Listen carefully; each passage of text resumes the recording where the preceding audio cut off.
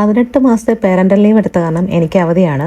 April 22 തൊട്ടൊക്കെയാണ് ഞാൻ ജോലിക്ക് കയറുന്നത്. അപ്പോൾ നവംബറിൽ നാട്ടിൽ വന്നതിന് ശേഷം നല്ല വെതറുള്ള ദിവസവും പ്രഷറിൻ്റെ ഓഫും ഒക്കെ നോക്കിയിട്ടാണ് നമ്മൾ പല കാര്യങ്ങളും പ്ലാൻ ചെയ്യൽ. കാരണം ഈ ചെറിയ കുട്ടികളെയും കൊണ്ട് പോകുമ്പോൾ അല്ലെങ്കിൽ ഭയങ്കര പാടല്ലേ.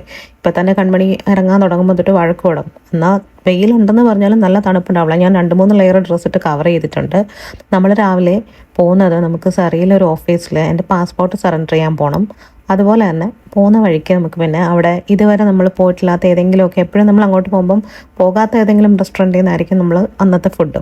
അപ്പോൾ അങ്ങനെ ഇന്ന് നമ്മൾ ഗൂഗിൾ ചെയ്തൊക്കെ നോക്കിയപ്പോൾ നമുക്ക് അവിടെ 1-2 ഇങ്ങനെ നമ്മുടെ ഷോർട്ട് ലിസ്റ്റ് ചെയ്ത് വെച്ചിട്ട് ഉണ്ട്. അപ്പോൾ ആദ്യം നമുക്ക് ടൈം അപ്പോയിൻമെൻറ്റ് എടുത്തിട്ടാട്ടോ നമ്മൾ പോകുന്നത്. അപ്പോൾ നമുക്ക് 10:30 തന്നെ നമ്മുടെ ഓഫീസിലെത്തണം പാസ്പോർട്ട് സറണ്ടർ ചെയ്യാനായിട്ട്. അതിൻ്റെ ഫോമെല്ലാം ഓൺലൈനിൽ ഫില്ല് ചെയ്ത് ഫോട്ടോസൊക്കെ എടുത്ത് ആദ്യം എടുത്തൊന്നും ശരിയായില്ല. പിന്നെ രണ്ടാമത് അതെല്ലാം പോയി ചെയ്ത് അങ്ങനെ നമ്മൾ സറിയിൽ വന്നു, എല്ലാം കൊണ്ടുവന്നു. പക്ഷെ നമ്മൾ ഫോമൊക്കെ സബ്മിറ്റ് ചെയ്തപ്പം ചെറിയ ചെറിയ തെറ്റുകളൊക്കെ ഉണ്ടായിരുന്നു. അത് കാരണം നമ്മളത് വീണ്ടും തിരിച്ച് കൊണ്ടുവരണം. ഇനിയും വീണ്ടും പുതിയ ഫോമൊക്കെ ഫില്ല് ചെയ്ത് കൊണ്ടുവരണം. കാരണം ഞാൻ അതിനകത്ത് പിൻകോഡ് ആഡ് ചെയ്യാൻ മറന്നു. പിന്നെ അങ്ങനെ 1-2 പേരിനകത്ത് ചെറിയ മിസ്റ്റേക്കൊക്കെ വന്നു. എന്തായാലും പോയത് പോയി. ഫുഡ് കഴിക്കാൻ പോകാമെന്ന് കരുതി ഞങ്ങളിവിടെ അടുത്ത് തന്നെയുള്ള പക്കാ ലോക്കൽ എന്ന് പറഞ്ഞിട്ടുള്ള റെസ്റ്റോറൻറ്റിലാട്ടോ വന്നേ. അപ്പോൾ ഇവിടെ നമ്മൾ ഇതുവരെ വന്നിട്ടില്ല. നമ്മുടെ ഒരു ഫ്രണ്ട് പറഞ്ഞിട്ട് ഇവിടുത്തെ ഫുഡൊന്ന് ട്രൈ നോക്കാൻ പറഞ്ഞിട്ട് നമ്മൾ വന്നതാണ്. അകത്തെ ആംബിയൻസൊക്കെ ഭയങ്കര രസമുണ്ട് കാണാനായിട്ട്.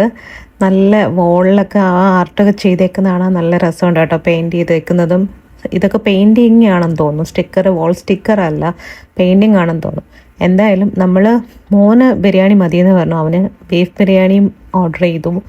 ഞങ്ങൾക്ക് അൽഫാം മന്തി കേട്ടോ നമുക്കായിട്ട് ഓർഡർ ചെയ്തത്.